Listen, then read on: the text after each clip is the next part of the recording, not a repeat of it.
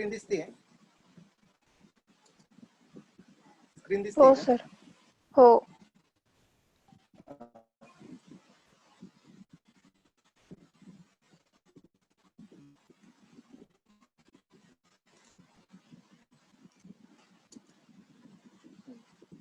आता याच्यामध्ये व्यवस्थित बघा, आपल्याला बुलेटची मूवमेंट बघायची. बुलेट्स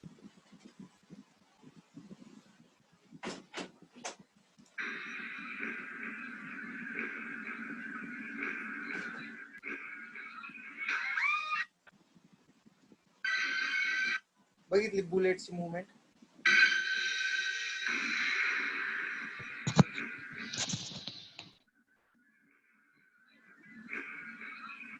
आता या ठिकाणी ही बुलेटची मूवमेंट जी होती ती कशी होती? एका स्ट्रेट लाईन मध्ये होती, बरोबर आहे? स्क्रीन दिसत, व्हिडिओ बघितले असेल प्रत्येकाने. ही जी मूवमेंट आहे या मूवमेंटला आपण काय म्हणतो? रेक्टिलिनियर मोशन किंवा लिनियर मोशन, बरोबर? आता याच्यामध्ये आणखी एक व्हिडिओ आहे, बघा.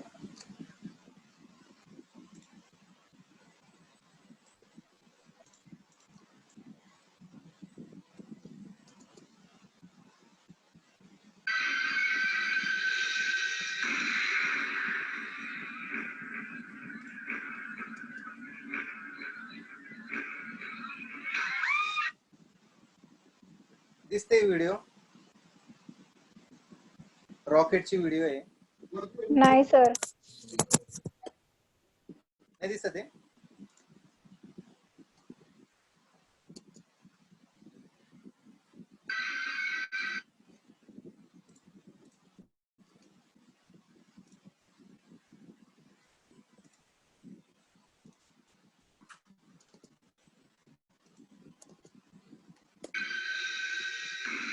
व्हिडिओ बघितले आपण. रॉकेट दिसतोय आता? रॉकेट दिसतोय का? हो. हा, आता याची मूवमेंट बघा.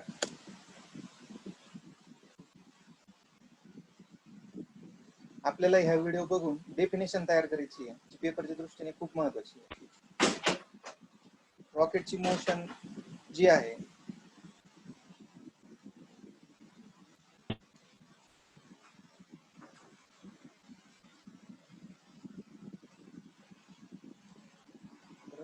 आता एक रेल्वे दाखवतोय तुम्हाला मी. त्या रेल्वेची मोशन बघा.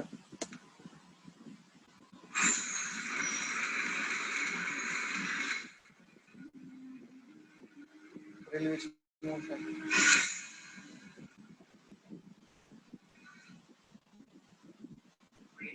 त्याच्यानंतर एक स्विमर आहे म्हणजे पोहणारा, त्याची मोशन बघा. गाडी एक, त्या गाडीची मोशन बघा.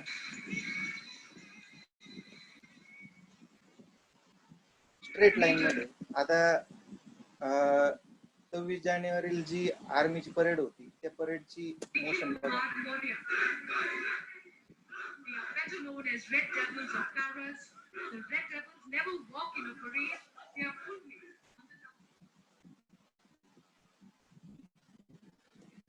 आता घसरगुंडीवरून एक मुलगी येते खाली, त्याची पण मोशन बघा कशा पद्धतीने होती. एक बॉल आहे वरून सोडलेला आहे एका हाईट वरून, त्याची मोशन बघा.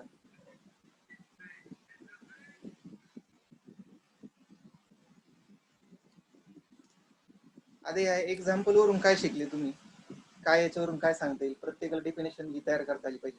प्रत्येक एक्झाम्पल मध्ये पहिल्या एक्झाम्पल पासून शेवटच्या एक्झाम्पल पर्यंत जो काही ऑब्जेक्ट होता तो एका स्ट्रेट लाईन मध्ये मूव्ह होत होता, बरोबर?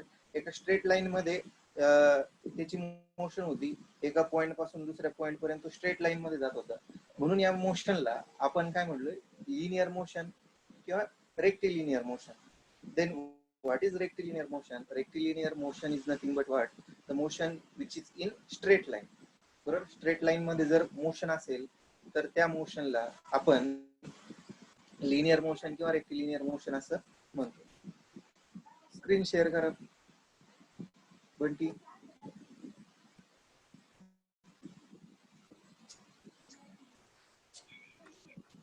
हा ना, आता ते संध्याकाळी बोलवलं तसं काय काय म्हणतो ठेवावं लागणार आता.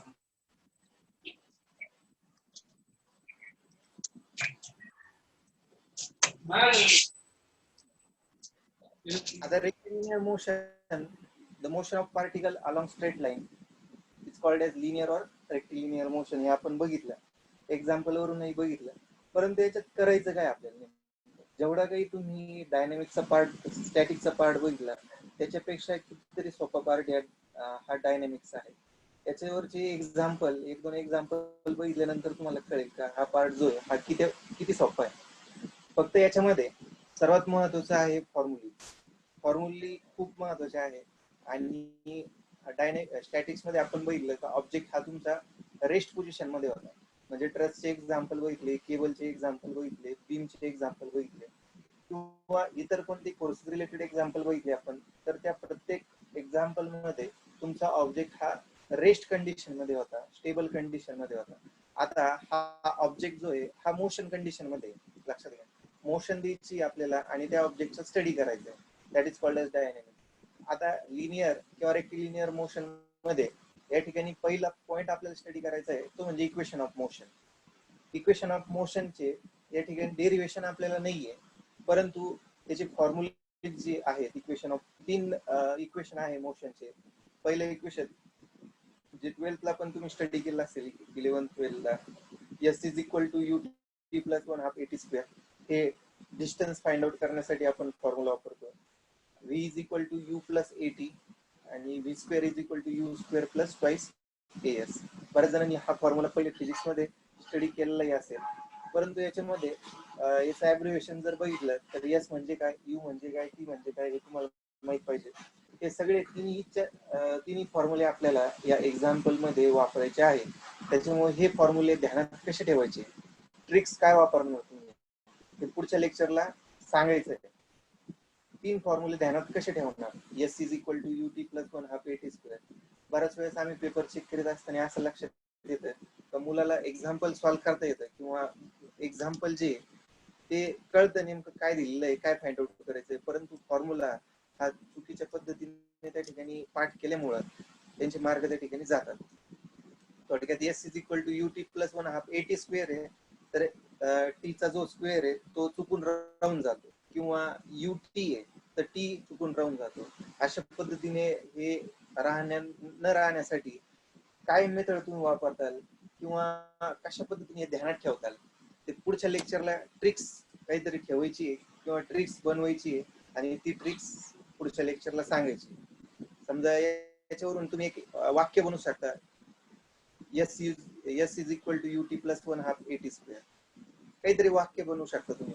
सुटात, सूट जो आपण घालतो सुटात, हा हे जे वाक्य जर तुम्ही ध्यानात ठेवलं, सुटात लाईन जर ध्यानात ठेवली, यस आहे, यू आहे, त्याची स्पेलिंग अशा पद्धतीने 1/2 टाकून तुम्ही पहिलं जे इक्वेशन ध्यानात ठेवू शकतात. तशाच पद्धतीने हे बाकीचे इक्वेशन कसे ध्यानात ठेवायचे याच्यावरून एक वाक्य तयार करा किंवा एक शब्द तयार करा, जेणेकरून प्रत्येकाला कळेल ते.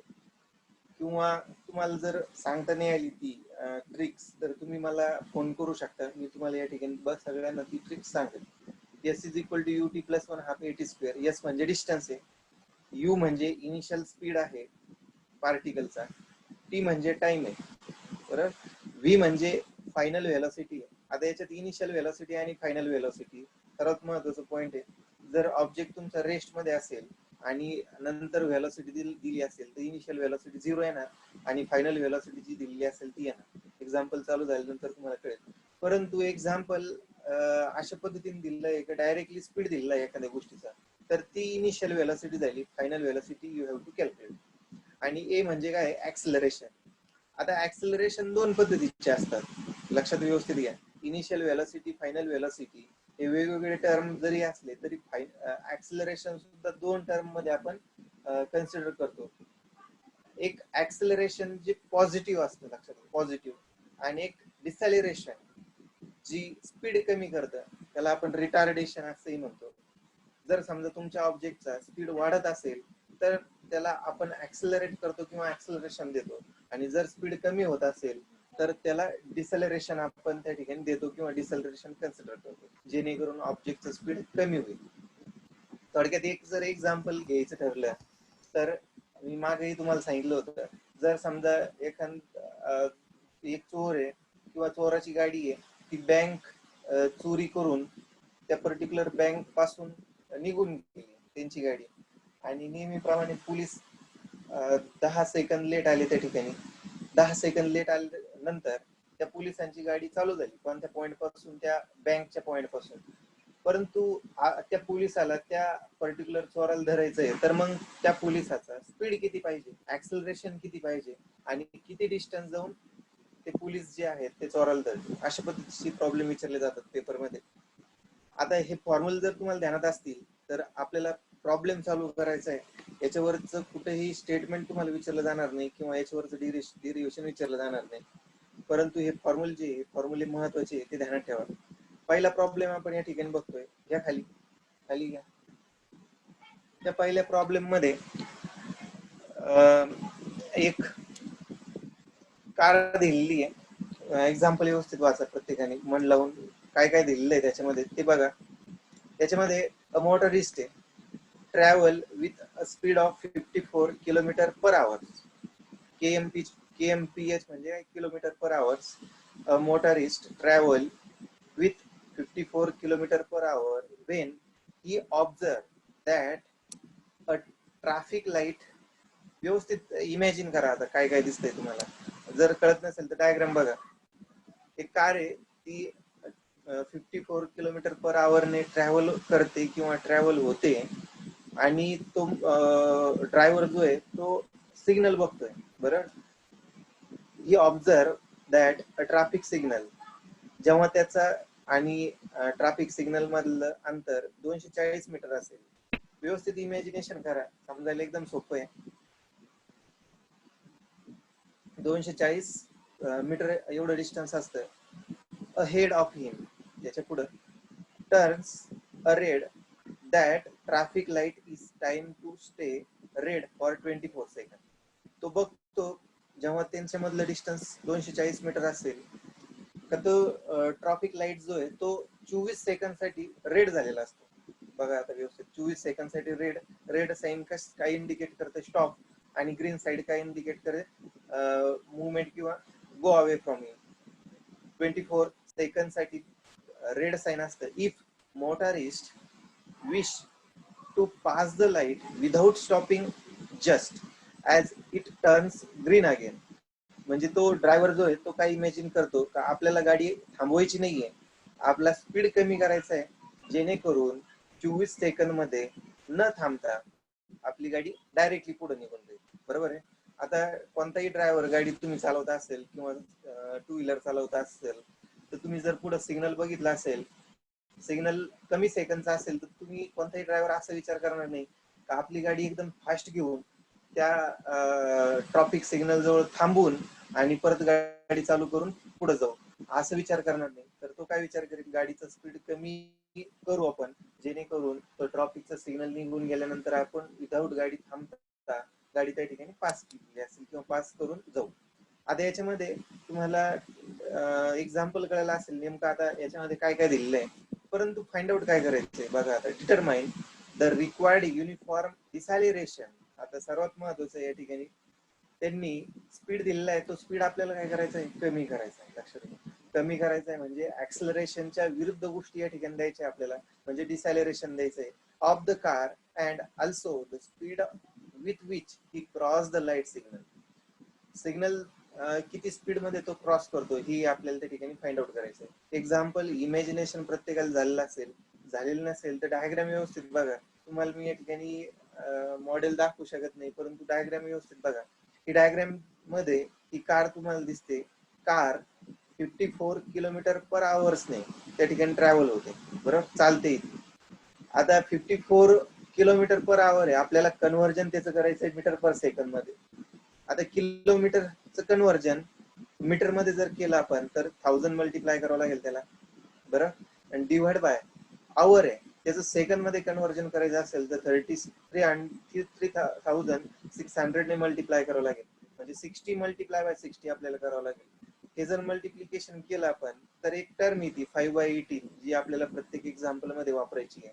किलोमीटर पर आवरचं कन्व्हर्जन मीटर पर सेकंड मध्ये करायचं असेल तर कशाने मल्टिप्लाय करायचंय? 5/18 ने मल्टिप्लाय करायचं.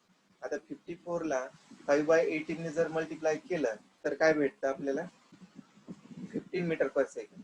कॅल्सी तुमच्याकडे असेल तर तुम्ही सायमल्टेनियसली करू शकता. आता या कारचा स्पीड तुम्हाला भेटलाय 15 मीटर पर सेकंड, बरोबर आहे. आता कार 15 मीटर पर सेकंड ने चालते, बरोबर, आणि तो ड्रायव्हर जो आहे 240 मीटर एवढं डिस्टन्स असताना ते सिग्नल बघतोय. सिग्नल 24 सेकंड साठी रेड आहे, लक्षात घ्या. आणि त्या पर्टिक्युलर ड्रायव्हरची इच्छा नाहीये थांबायची, तर त्याला त्याचा स्पीड किंवा ऍक्सलरेशन किती कमी करावं लागेल जेणेकरून न थांबता तो ड्रायव्हर जो आहे तो त्या ठिकाणी पास होऊन जाईल. आता या ठिकाणी ज्या ज्या गोष्टी तुम्हाला दाखवलेल्या आहे, दिलेल्या आहे, त्या ठिकाणी लिहून घेतल्या. गिवन डाटा खाली घ्या. गिवन डाटा मध्ये काय काय दिलेलं होतं? यस म्हणजे डिस्टन्स दिलेलं होतं 240, बरोबर. त्याच्यानंतर इनिशियल स्पीड. इनिशियल स्पीड म्हणजे काय? या ठिकाणी सर्वात महत्वाचं इनिशियल स्पीड आणि फायनल स्पीड आहे, लक्षात घ्या. या एक्झाम्पल मध्ये कुठेही तुमची कार जी ती थांबवलेली दाखवलेली नाही, लक्षात घ्या, किंवा थांबलेली सांगितलेली नाही. डायरेक्टली एक स्पीड दिलेला आहे तुम्हाला, तो स्पीड काय असेल? तुमचा इनिशियल स्पीड असेल. आता इनिशियल स्पीड काय आपला? 54 किलोमीटर पर आवर.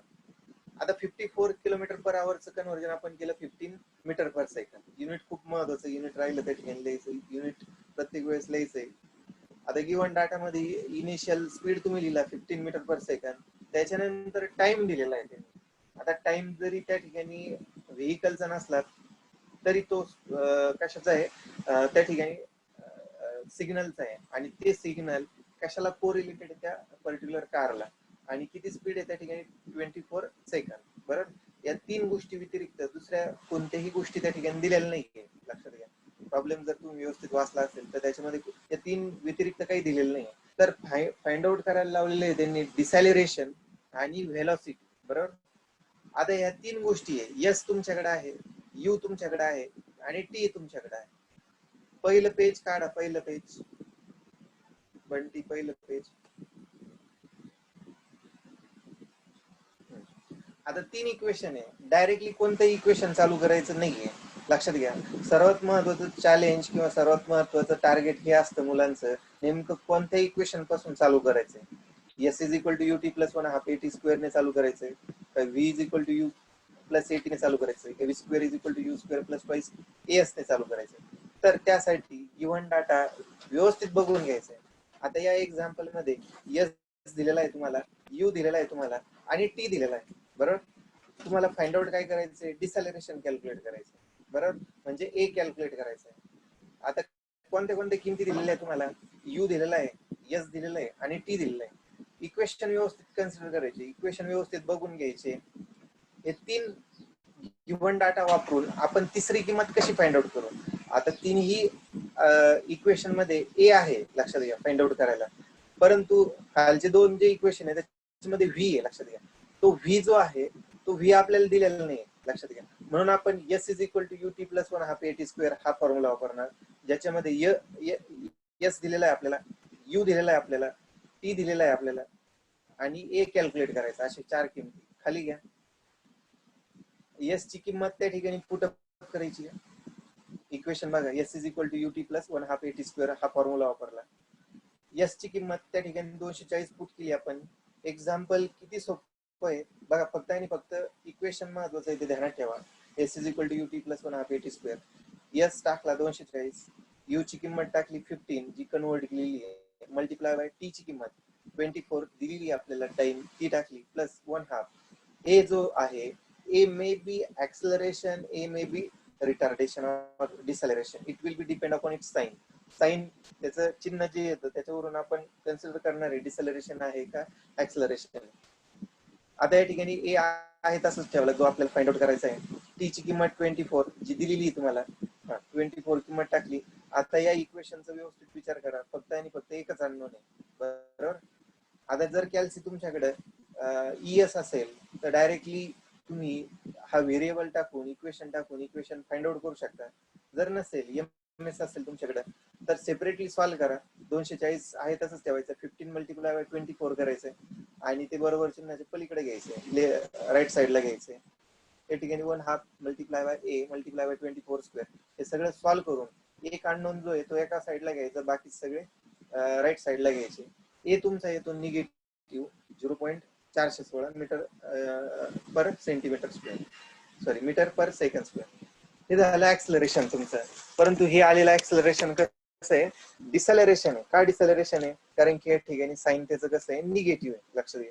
तुम्ही घरी हे एक्झाम्पल जे हे सॉल्व्ह करा. लक्षात घ्या, हे याचे नोट्स जे मी तुम्हाला पाठवतो, एक्झाम्पल व्यवस्थित सॉल्व्ह करा. याच्यामध्ये किंमत जी ही निगेटिव्ह येते, बरोबर. हे झालं डिसॅलरेशन. जे एक्झाम्पल मध्ये विचारलं गेलं होतं ते तुम्ही फाइंड आउट केलं. हे एक्झाम्पल आहे 6 मार्काचं. लक्षात घ्या, आतापर्यंत तुम्ही मिळवले 3 मार्क या इक्वेशनचा वापर करून. कळतंय? त्याच्यानंतर आता याला मार्क किती बघा, या डायग्रामला जी काही दिलेली डायग्राम याला 2 मार्क आहे. त्याच्यानंतर पहिली किंमत तुम्ही फाइंड आउट केली, याला 2 मार्क आहे. आता व्हेलॉसिटी तुम्ही फाइंड आउट करणार आहे, त्याला 2 मार्क आहे. बघा आता या ठिकाणी व्हेलॉसिटी फाइंड आउट करण्यासाठी तुम्ही फॉर्म्युला जो आहे तो कोणता वापरताय? फॉर्म्युला जे आपण 3 फॉर्म्युले वरती बघितले होते त्याच्यातला सोपा फॉर्म्युला बघायचा आहे. सोपा formula v is equal to u plus a t, simple आहे. आणि दुसरा एक फॉर्म्युला होता v square is equal to u square plus twice s, बरोबर. हा एक फॉर्म्युला आहे. दोन्ही फॉर्म्युले तुम्ही v फाइंड आउट करू शकता. लक्षात घ्या, घरी एक्झाम्पल सॉल्व्ह करीत असताना दुसऱ्या फॉर्म्युलेनी ही v फाइंड आउट करून बघा. परंतु त्या दोन्ही इक्वेशन मधून सोपं जे इक्वेशन ते कॅरी आउट करायचं. सोपं कोणतं आहे? ज्याच्यामध्ये स्क्वेअर वगैरे काही नाहीये, किमती कमी आहे. लक्षात घ्या, v is equal to u plus a t हा फॉर्म्युला आपण वापरला. v ची किंमत फाइंड आउट करायची आहे, u ची किंमत दिलेली आहे 15. आता a ची किंमत जी आहे वरची घ्यायची आहे, जी मायनस आहे, मायनस या ठिकाणी कन्सिडर केली, मल्टिप्लाय बाय टी आली 24 किंवा टी दिलेला आहे तुम्हाला 24. हे सॉल्व्ह करायचंय. v किती आला तुमचा 5.016 आलं लक्षात. आता तो इनिशियल स्पीड पेक्षा कसा पाहिजे? कमी पाहिजे. लक्षात घ्या, रिटार्डेशन आहे ना या ठिकाणी, स्पीड आपण कमी करतो. इनिशियल स्पीड किती होता या ठिकाणी? 15 होता आणि आता स्पीड किती झालाय? 5. म्हणजे यावरून क्रॉस सेक्शन किंवा क्रॉस चेक तुम्ही करू शकता. पहिला इनिशियल स्पीड जो आहे 15 होता आणि आता इनिशियल स्पीड जो आहे तो किती आला? 5.016 लक्षात. अशा पद्धतीने एक्झाम्पल हे सॉल्व्ह करायचे. किती सोपं एक्झाम्पल होतं बघा. फक्त आणि फक्त इक्वेशन ध्यानात ठेवायचे. S is equal to u t plus 1 half a t square, u v is equal to u plus a t, v square is equal to u square plus twice S.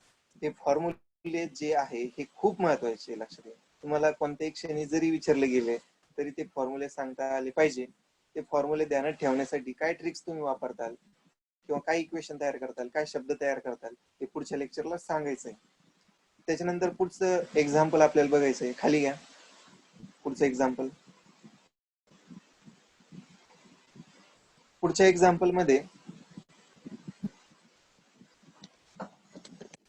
Notes खाली घ्या. आता याच्यामध्ये फुल स्क्रीन करा ना, फुल screen. हा, एक car दिलेली बघा. हा, हेच एक्झाम्पल. कार दिलेली आहे. या कार मध्ये एक्झाम्पल जर व्यवस्थित वाचलं तुम्ही, एक्झाम्पल वाचून घ्या पहिले व्यवस्थित. A car comes to a complete stop. आता इमॅजिनेशन म्हणजे कल्पना शक्ती जी ती खूप महत्वाची आहे तुमची. तुम्ही एक्झाम्पल वाचत असताना इमॅजिनेशन पण करायचंय. कार जरी म्हणलं असेल आणि तुम्ही गाडी चालवताय, सायकल जरी चालवताय, त्याचं एक्झाम्पल कन्सिडर करायचंय. फॉर एक्झाम्पल आहे. आता एक्झाम्पल या ठिकाणी व्यवस्थित वाचा. A car comes to a complete stop from an initial speed of 50 kilometre per hour in a distance of 100 metre. बरोबर. आता याच्यामध्ये कुठेही डायग्रामचा संबंध नाही, डायग्राम दिलेली नाही, परंतु इमॅजिनेशन खूप महत्वाचं आहे. 50 kilometre per hour in a distance of 100 metre with the same constant acceleration, what would be the stopping distance? Yes, from an initial speed of 70 kilometre per our. Example जे आहे ते खूप महत्वाचं आहे जेव्हा तुम्ही इमॅजिनेशन करता. कार जरी म्हटलं असेल, तुम्ही व्हेकल कोणतेही कन्सिडर करा. तुमची सायकल असेल सायकल कन्सिडर करा किंवा टू व्हीलर असेल टू व्हीलर कन्सिडर करा. आता बाईक आहे समजा फॉर एक्झाम्पल, त्यांनी दिलेलं काय व्यवस्थित इमॅजिनेशन साठी मी तुम्हाला परत एकदा सांगतोय. एक बाईक दिलेली समजा किंवा कार दिलेली, त्याचा इनिशियल स्पीड, आता व्यवस्थित लक्षात घ्या, इनिशियल स्पीड किती आहे? 50 किलोमीटर पर आवर. इमॅजिनेशन करा त्याचा स्पीड किती? 50 किलोमीटर पर आवर. तुम्ही सायकल जरी चालवत असाल, गाडी जरी चालवत असाल, तर त्याचा स्पीड कन्सिडर करा 50 किलोमीटर पर आवर. आणि आता तुम्ही ब्रेक दाबलेला आहे, लक्षात घ्या व्यवस्थित. आता काय केलं तुम्ही? ब्रेक दाबलाय. आता ब्रेक दाबल्यानंतर सगळ्यांना माहिती आहे गाडी स्पीड मध्ये असेल, ब्रेक दाबल्यानंतर कधीही जागेवरती थांबत नाही, लक्षात घ्या. काही डिस्टन्स गेल्यानंतर ती थांबते, पूर्णपणे स्टॉप होते. त्याच्यामध्ये तेच म्हणलेलं आहे, गाडी जी ती कम्प्लिटली स्टॉप व्हायला 100 मीटर एवढं डिस्टन्स लागतं, जेव्हा त्याचा इनिशियल स्पीड किती असेल? 50 किलोमीटर पर आवर, बरोबर आहे. आणि या कंडिशनला जे ऍक्सलरेशन असेल, लक्षात व्यवस्थित घ्या, पुढचा पॉइंट आहे, what would be the stopping distance, लक्षात घ्या, with the same constant acceleration. त्यांनी काय म्हटलंय, वरची जी केस होती त्या केसमध्ये जे काही ऍक्सलरेशन येणार आहे तेच ऍक्सलरेशन घेऊन इनिशियल स्पीड 70 किलोमीटर पर आवर ने किती डिस्टन्स गेल्यानंतर ती गाडी थांबेल, बरोबर आहे. कळलं असेल तुम्हाला, इमॅजिन झाला असेल problem. First of all your initial speed is 50 kilometre per आवर, आणि सेकंडली तुमचा स्पीड आहे 70 किलोमीटर पर आवर. 50 किलोमीटर पर आवरचं डिस्टन्स तुम्हाला दिलेलं आहे 100 मीटर, परंतु 70 किलोमीटर पर आवर जेव्हा स्पीड असेल तेव्हा ते डिस्टन्स एस जे ते तुम्हाला फाइंड आउट करायचं, बरोबर. आता गिव्हन डाटा लिहून घेतला आपण. इनिशियल स्पीड दिलेला आहे 50 किलोमीटर पर आवर, त्याचं मीटर पर सेकंड मध्ये कन्वर्ट केलंय 5/18 ने मल्टिप्लाय करून, ते आलं 13.89 metre per second. Yes, distance दिलेलं आहे तुम्हाला 100 मीटर, आणि व्ही म्हणजे काय? व्हेलॉसिटी, बरोबर. व्हेलॉसिटी कोणती? Final velocity. आता फायनल व्हेलॉसिटी काय असणार आहे? आपली गाडी स्टॉप होणार आहे, म्हणजे फायनल व्हेलॉसिटी किती झाली त्याची? 0. आता या 0ची किंमत खूप महत्वाची, लक्षात घ्या. हे कळायला पाहिजे तुम्हाला. 100 मीटर जाऊन आपली गाडी ही स्टॉप होणार आहे, म्हणून फायनल व्हेलॉसिटी किती आली? 0. आता हे तिन्ही किमती वापरून, या 3 किमती व्यतिरिक्त दुसरी कोणतीही किंमत तुम्हाला दिलेली नाहीये, लक्षात घ्या प्रॉब्लेम मध्ये. आता या तिन्ही किमती वापरून आपल्याला फाइंड आउट काय करायचंय? ऍक्सलरेशन फाइंड आउट करायचंय, लक्षात घ्या. एक्झाम्पल जर व्यवस्थित वाचला असेल तर दोन्ही केसच्या मध्ये त्यांनी दिलेलं आहे with a same constant acceleration, परंतु ऍक्सलरेशनची किंमत दिलेली नाही. ऍक्सलरेशन तुम्ही फाइंड आउट करू शकता या तिन्ही किमतीचा वापर करून. आता यू तुमच्याकडे आहे, एस तुमच्याकडे आहे, व्ही तुमच्याकडे आहे. या तिन्ही किमती वापरून 3 इक्वेशन वापरून कोणतं इक्वेशन त्या ठिकाणी कॅरी आउट करणार? तर v square is equal to u square plus twice a s. आता काही जण म्हणतील तर v is equal to u plus a t का नाही वापरलं? तर टी ची किंमत दिलेलीच नाही त्या ठिकाणी. S is equal to u t plus 1/2 a t square, या ठिकाणी टी ची किंमत दिलेली नाही, म्हणून आपण directly v square is equal to u square plus twice a s हा फॉर्म्युला वापरला. प्रत्येकाला कळलं असेल एक्झाम्पल मध्ये इक्वेशन कसे वापरायचे. 3 इक्वेशन हे गिव्हन डाटा वरून वापरायचे असतात. गिव्हन डाटा जसा दिलेला असेल त्याप्रमाणे इक्वेशन लिहून घ्यायचे. पेपर सॉल्व्ह करीत असताना शेवटच्या पानावरती हे तिन्ही इक्वेशन पहिले लिहून घ्यायचे, आणि त्याच्यानंतर विचार करायचा कोणता इक्वेशन त्या ठिकाणी वापरायचा. आता या एक्झाम्पल मध्ये v square is equal to u square plus twice a s हा फॉर्म्युला आपण वापरला. फायनल स्पीड यामध्ये दिलेला आहे आपल्याला. फायनल किती आहे? 0, बरोबर. फायनलची किंमत टाकून घेतली. इनिशियल स्पीड किती आहे? 13.89, ती टाकून घेतली आपण, प्लस 2 मल्टिप्लाय बाय ए आपल्याला फाइंड आउट करायचा होता, मल्टिप्लाय बाय 100, बरोबर. याच्यामध्ये एकच अननोन किंमत आहे, ती इक्वेशन सॉल्व्ह करू शकता. वन अननोन व्हॅल्यू साठी ए इज इक्वल टू काय आलंय? -0.96, बरोबर. घरी सॉल्व्ह करा परत एकदा. मायनस इमॅजिन करू शकता, common sense question, common sense आहे, मध्ये प्लस साइन आहे, बरोबरची चिन्हाच्या पलीकडे गेलं निगेटिव्ह होऊन जाईल, म्हणून याची किंमत आली निगेटिव्ह. रिटार्डेशन आहे, स्पीड कमी करतोय आपण, बरोबर आहे, म्हणून रिटार्डेशनचं साइन म्हणजे निगेटिव्ह आलं या ठिकाणी. पुढे तुम्ही लिहू शकता रिटार्डेशन और डिसॅलरेशन, बरोबर, ए ची व्हॅल्यू आली. आता पुढचा क्वेश्चन आपला असा आहे का what would be the stopping distance S, बरोबर. एस तुम्हाला फाइंड आउट करायचं आहे जेव्हा इनिशियल स्पीड आणि ए ची व्हॅल्यू दिलेली असेल. आता व्यवस्थित बघा, जेव्हा ए दिलेला आहे आणि व्ही दिलेला आहे, सॉरी यू दिलेला आहे. यू इनिशियल स्पीड किती आहे? 70 किलोमीटर पर आवर, बरोबर. खाली घ्या, initial speed of 70 kilometre per hour. 70 kilometre per आवरचं कन्व्हर्जन मीटर पर सेकंड मध्ये करा. लक्षात घ्या, एक्झाम मध्ये जेव्हा तुम्ही मीटर पर सेकंडचं कन्व्हर्जन, सॉरी किलोमीटर पर सेकंडचं किलोमीटर पर आवरचं कन्व्हर्जन मीटर पर सेकंड मध्ये करता, याला सुद्धा मार्क आहेत, लक्षात घ्या. खूपच एखादा 1 मार्कावरून राहत असेल तर त्याला सुद्धा मार्क दिला जातो, लक्षात घ्या. कन्वर्जन खूप महत्वाचं आहे. 5/18 ने मल्टिप्लाय करायचं, मीटर पर सेकंड मध्ये तुमची व्हॅल्यू येईल यू ची व्हॅल्यू, ही झाली यू ची व्हॅल्यू. आता what would be the distance, म्हणजे आता स्टॉपिंग डिस्टन्स आपल्याला फाइंड आउट करायचं आहे, त्यामुळं फायनल व्हेलॉसिटी सुद्धा काय केली या ठिकाणी 0 होईल. v इज इक्वल टू 0 आणि ऍक्सलरेशन आपण फाइंड आउट केलेलं आहे त्या ठिकाणी a is equal to negative -0.96. आता साइन जे ते आहे तसंच त्या ठिकाणी लिहून टाकायचंय, कारण की हे रिटार्डेशन आहे, लक्षात घ्या. a is equal to -0.96 metre per second लिहिलं आपण. त्याच्यानंतर v square is equal to u square plus twice as.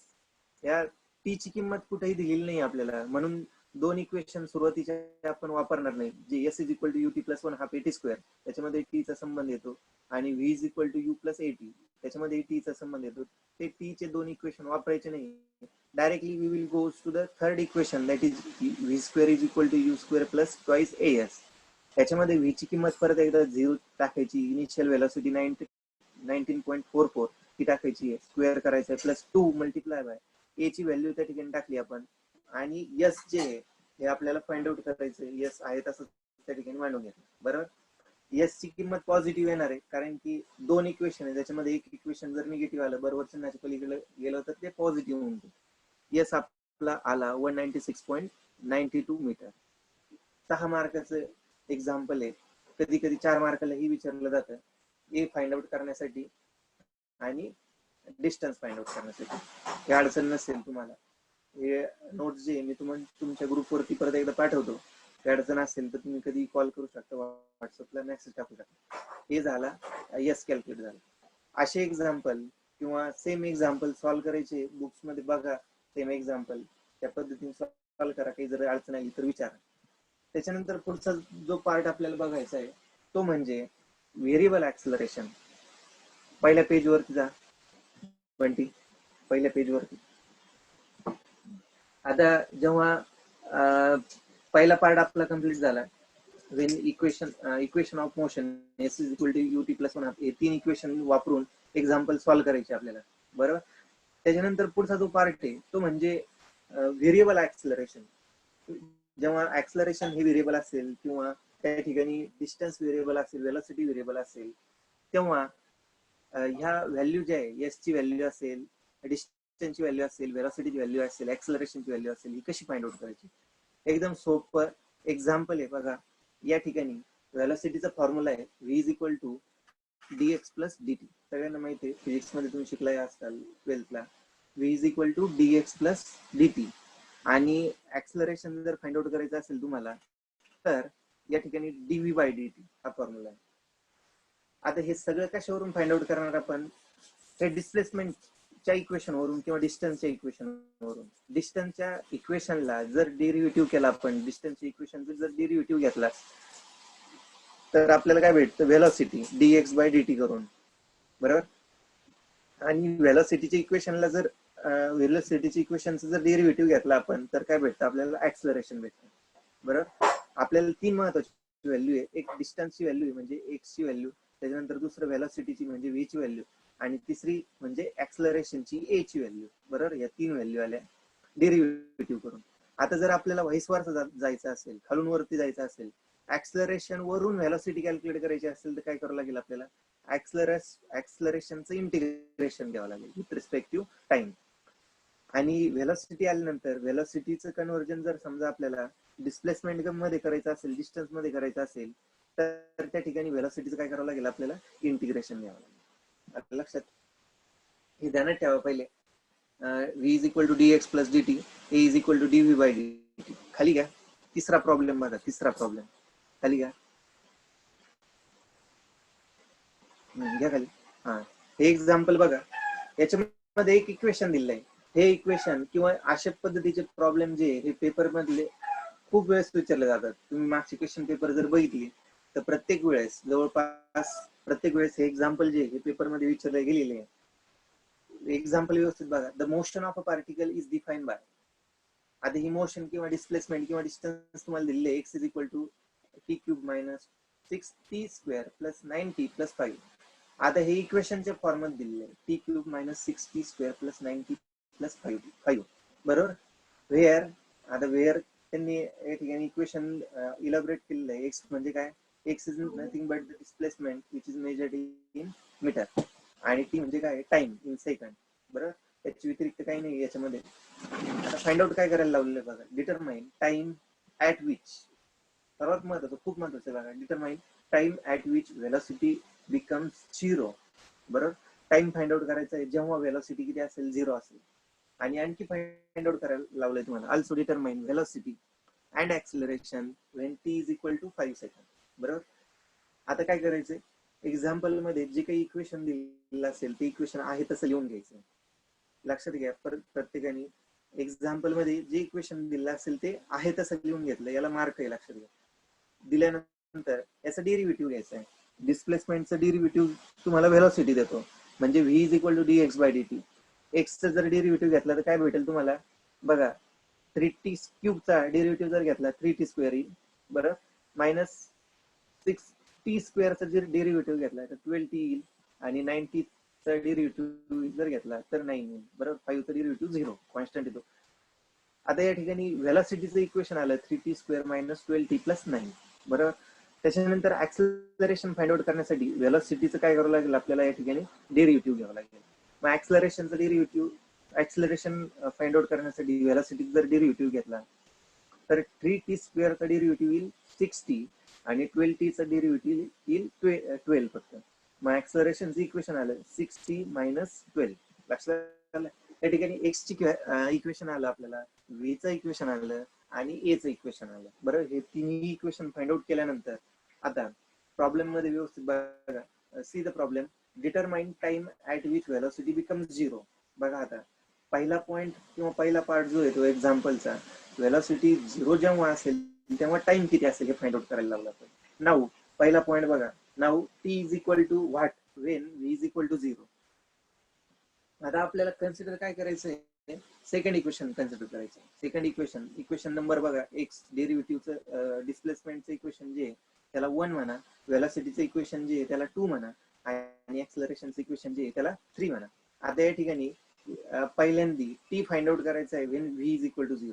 आता सगळ्यांना माहिती आहे, खाली घ्या, सगळ्यांना माहिती आहे व्ही इज इक्वल टू 0 जेव्हा असेल तेव्हा टी किती असेल, म्हणजे कोणतं इक्वेशन वापरणार तुम्ही, 2 नंबरचं इक्वेशन, म्हणजे 12t square minus 3t square minus 12t plus 9. हे इक्वेशन इज इक्वल टू काय करायचं, 0. लक्षात घ्या, तेव्हा टी किती असेल हे फाइंड आउट करायचं आपल्याला. म्हणून दुसरं इक्वेशन इज इक्वल टू 0 मानून, म्हणजे व्हेलॉसिटीची किंमत 0 टाकून आपण काय लिहिलं, 0 is equal to 3t square minus 12t plus 9. आता हे क्वाड्रेटिक इक्वेशन आलं. क्वाड्रेटिक इक्वेशन सॉल्व्ह करू शकता, प्रत्येकाला माहिती कसं सॉल्व्ह करायचं. ईएस जर असेल तुमच्याकडे तर डायरेक्टली तुम्ही किंमत टाकू शकता, नसेल तर फॉर्म्युला आहे तुम्हाला सगळ्यांना माहिती, minus b plus minus 4 under root 4 AC divide by 2AC, असा काहीतरी फॉर्म्युला आहे क्वाड्रेटिक इक्वेशन फाइंड आउट करण्याचा, तो बघा मॅथमॅटिक्स मध्ये आहे. आता क्वाड्रेटिक इक्वेशन सॉल्व्ह केल्यानंतर 2 किमती तुम्हाला भेटतात. लक्षात घ्या व्यवस्थित, एक मायनस भेटेल, एक प्लस भेटेल, किंवा दोन्ही इक्वेशन पॉझिटिव्ह भेटतील. तर दोन्ही इक्वेशन जर एक निगेटिव्ह भेटलं आणि एक पॉझिटिव्ह जर भेटलं तर पॉझिटिव्ह कन्सिडर करायचं, आणि दोन्ही जर पॉझिटिव्ह आले तर दोन्ही कन्सिडर करायचे. T is equal to 1 second आणि t is equal to 3 second. Example घरी सॉल्व्ह करा, टीची व्हॅल्यू 2 येते, क्वाड्रेटिक इक्वेशन असल्या कारणाने 1 सेकंड आणि 3 सेकंड आहे तसंच ठेवलं. म्हणजे प्रॉब्लेम मध्ये जे काही विचारलं होतं ते आपण पहिली किंमत फाइंड आउट केली, टाइम फाइंड आउट केला आपण जेव्हा व्हेलॉसिटी किती असेल 0. बरोबर, किती सोपं आहे बघा.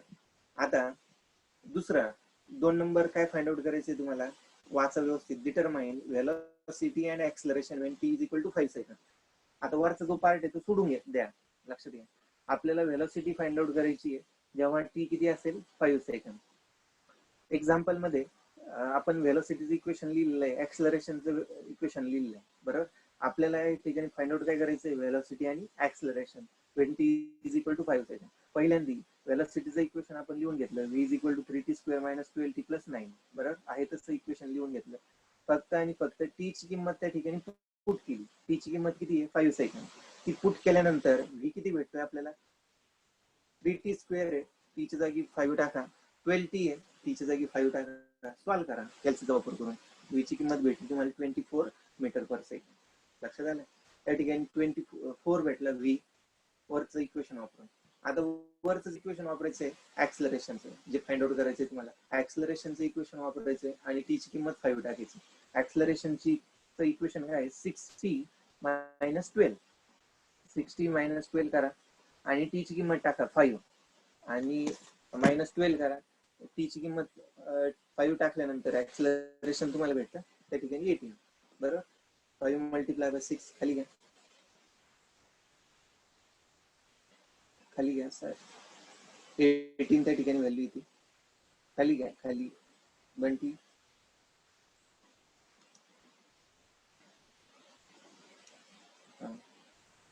ते सॉल्व्ह केल्यानंतर ए आला तुमचा 18.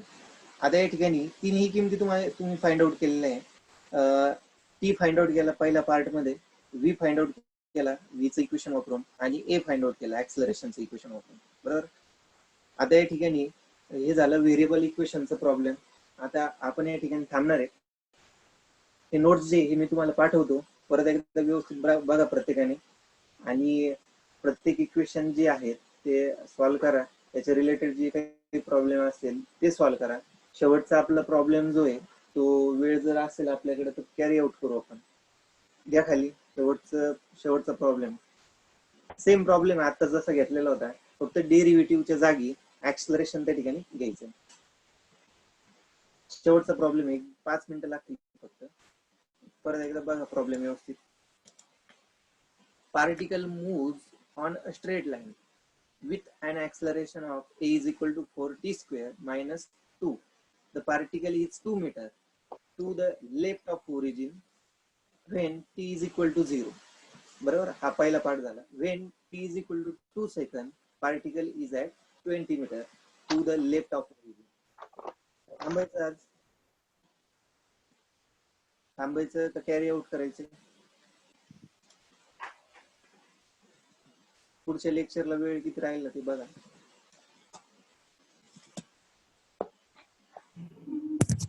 दहा मिनिटं सर पुढच्या लेक्चरला. हे वाला क्वेश्चन होईल सर.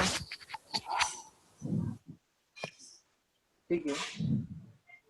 एक्झाम्पल व्यवस्थित बघा. Particle moves along a straight line with an acceleration 4t square. आता एक इक्वेशन दिलेलं आहे, जसं मागच्या एक्झाम्पल मध्ये ज्यांचं लक्ष असेल त्यांनी बघितलं असेल. मागच्या एक्झाम्पल मध्ये डिस्प्लेसमेंटचं इक्वेशन दिलेलं होतं. त्या डिस्प्लेसमेंटच्या इक्वेशनला डेरिव्हेटिव्ह घेऊन आपण व्हेलॉसिटीचं इक्वेशन तयार केलं. त्या व्हेलॉसिटीचं इक्वेशनला डेरिव्हेटिव्ह घेऊन आपण ऍक्सलरेशनचं इक्वेशन तयार केलं. परंतु या प्रॉब्लेम मध्ये उलट दिलेलं आहे. ऍक्सलरेशनचं इक्वेशन दिलेलं आहे, त्या ऍक्सलरेशनचं इक्वेशन वरून आपण इंटिग्रेशन घेऊन व्हेलॉसिटीचं इक्वेशन तयार करू शकतो. त्या व्हेलॉसिटीच्या इक्वेशनला इंटिग्रेट करून आपण डिस्प्लेसमेंटचं इक्वेशन तयार करू शकतो. फक्त आणि फक्त काय याच्यामध्ये चेंजेस असतात एक्झाम्पल मध्ये व्यवस्थित बघा. याच्यामध्ये फाइंड आउट काय करायचंय तुम्हाला, determine the position of particle when t is equal to 4 second. आता सगळ्यांना माहिती आहे ऍक्सलरेशन वरून आपल्याला व्हेलॉसिटी भेटणार आहे, व्हेलॉसिटी वरून डिस्प्लेसमेंटचं इक्वेशन भेटणार आहे. म्हणजे हे प्रॉब्लेम जे आहे हा पूर्णपणे आपल्याला सॉल्व्ह करावा लागेल. Determine the position of particle when t is equal to 4 second. सर्वात अगोदर एक्झाम्पल मध्ये जे इक्वेशन दिलेलं आहे ते लिहून घेतलं. A is equal to 4t square minus 2. कळतंय. A is equal to 4t square minus 2. आता प्रत्येकाला माहिती इंटिग्रेशन कसं करायचं. इंटिग्रेशन जर ए च केलं आपण, एच्या इक्वेशनचं जर इंटिग्रेशन केलं तर आपल्याला काय भेटतं, व्हेलॉसिटी. बघा, integration of a with respect to dt बरोबर इज इक्वल टू व्हेलॉसिटी आपल्याला भेटणार आहे. आणि याचं इक्वेशन जे ते काय आहे 4t स्क्वेअर मायनस 2. बरोबर. आता या ठिकाणी with respect to dt is equal to 4t स्क्वेअरचं इंटिग्रेशन जर केलं तर काय भेटतं तुम्हाला 4t क्यूब डिवाइड बाय 3. बरोबर. मायनस 2 चं जर इंटिग्रेशन केलं तुम्ही तर 2t. बरोबर. आणि प्लस कॉन्स्टंट तुमचा constant of integration will be apply here c1. कळतंय प्रत्येकाला. इंटिग्रेशन मध्ये कॉन्स्टंट ऍड होतो त्या ठिकाणी c1 ऍड झाला. v is equal to 4t cube divide by 3 minus 2t plus c1. बरोबर. हे इक्वेशन तयार झालं. इक्वेशन नंबर 1 म्हणा याला. हे झालं व्हेलॉसिटीचं इक्वेशन. प्रत्येकाला कळलं असेल. आता व्हेलॉसिटीला जर इंटिग्रेट केलं आपण, व्हेलॉसिटीला जर इंटिग्रेट केलं तर काय भेटणार आपल्याला, डिस्प्लेसमेंटचं इक्वेशन. जर कळत नसेल तर सायमल्टेनियसली विचारा लगेच. इंटिग्रेशन व्हेलॉसिटी जर केलं आपण तर डिस्प्लेसमेंटचं इक्वेशन आपल्याला या ठिकाणी भेटेल.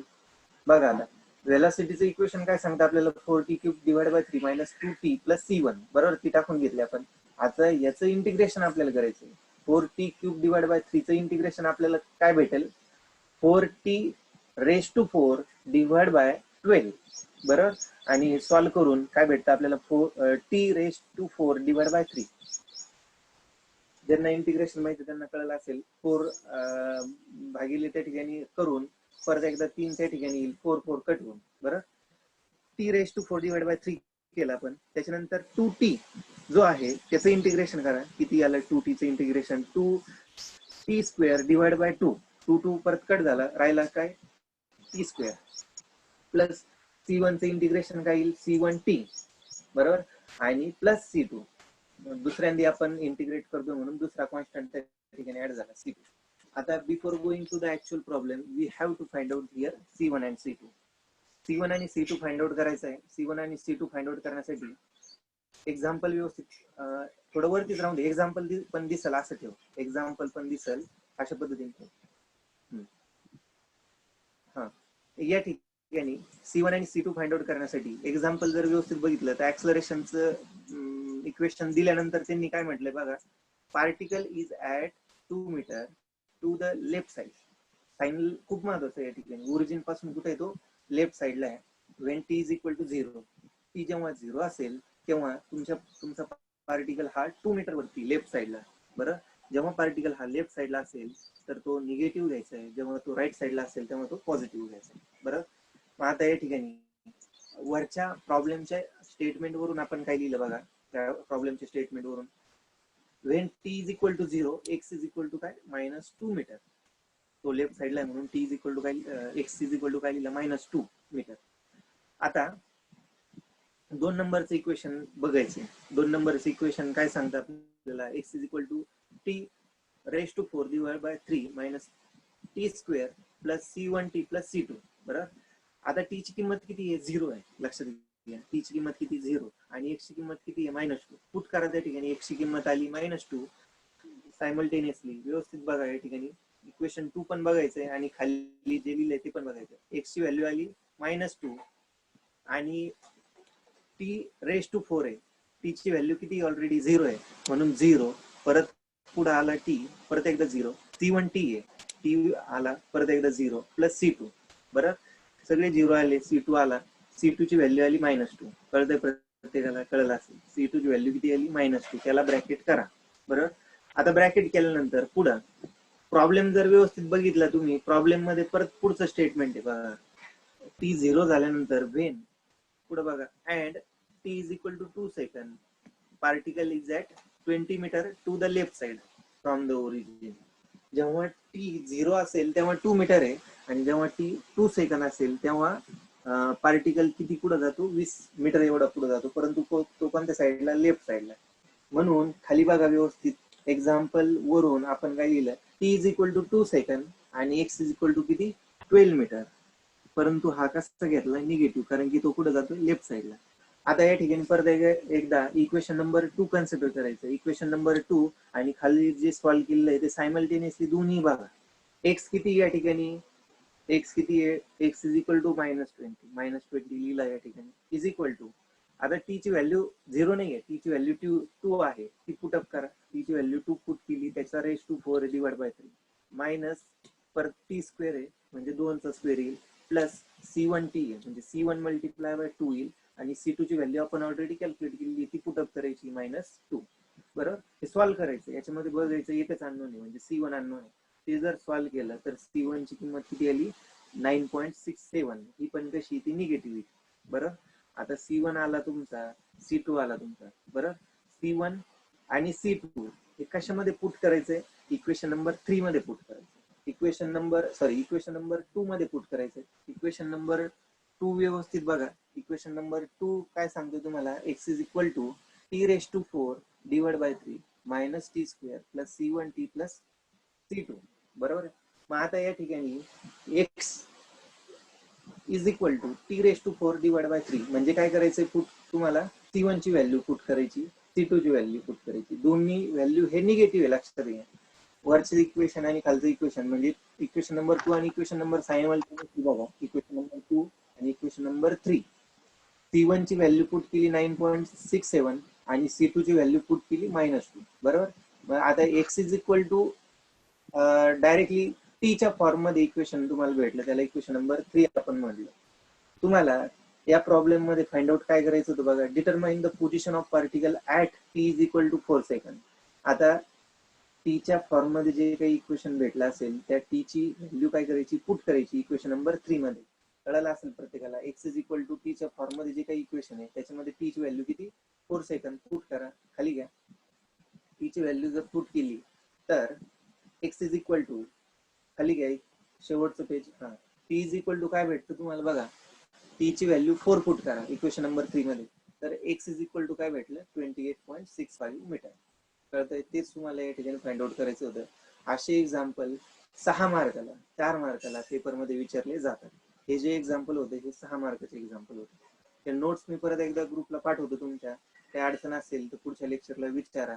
आणि माझं म्हणणं हे कॉल करा लगेच जरी काही अडचण आली तर मला समजून सांगितलं जाईल. हा पार्ट जो आहे डायनामिकचा थोडासा विचार करणार आहे, परंतु तो तेवढा सोपा आहे. तुम्हाला जर डेरिव्हेटिव्ह येत असेल, इंटिग्रेशन येत असेल तर हे ऑटोमॅटिकली तुम्हाला सॉल्व्ह करते. ठीक आहे. पुढच्या लेक्चरची वेळ होते तुमची. आपण या ठिकाणी थांबू. जरी काही तुम्हाला अडचण असेल तर कॉल करा किंवा व्हॉट्सअपला मेसेज करा. ठीक आहे. थँक्यू. Thank you sir.